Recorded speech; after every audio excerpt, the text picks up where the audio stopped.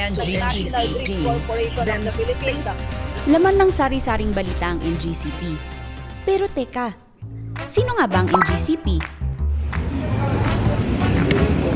Sa kuryente? Teka, bago pa kayo mag-Google, kami na mismo magpapaliwanag.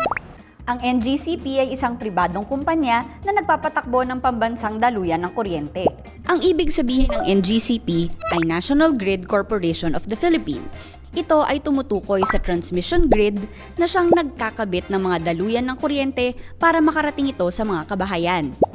Kumbaga, para lang yung highway na dinadaanan para makarating sa mga pupuntahan natin. Bakit ngayon nyo lang narinig ang NGCP?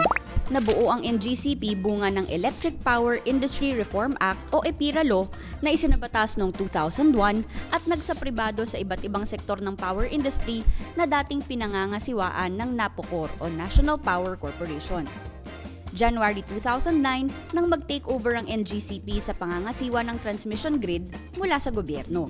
Kung daluyan lang ng kuryente ang ganap ng NGCP, bakit lagi silang sinisisi sa tuwing may brownout? Basta tandaan ninyo, daanan ng kuryente ang NGCP, pero wala itong kapasidad na gumawa o mag-generate ng kuryente. Gets na ba? For sure, marami ka pa ring tanong dahil ang issue tungkol sa kuryente para yung pag-ibig. Nakakaminig! Pero masilimuot talaga. Pero huwag ka mag-alala, hindi naman kami parang jowa mo na i-ghost ka. So, kung confused ka pa rin, di bale, ipaliwanag natin.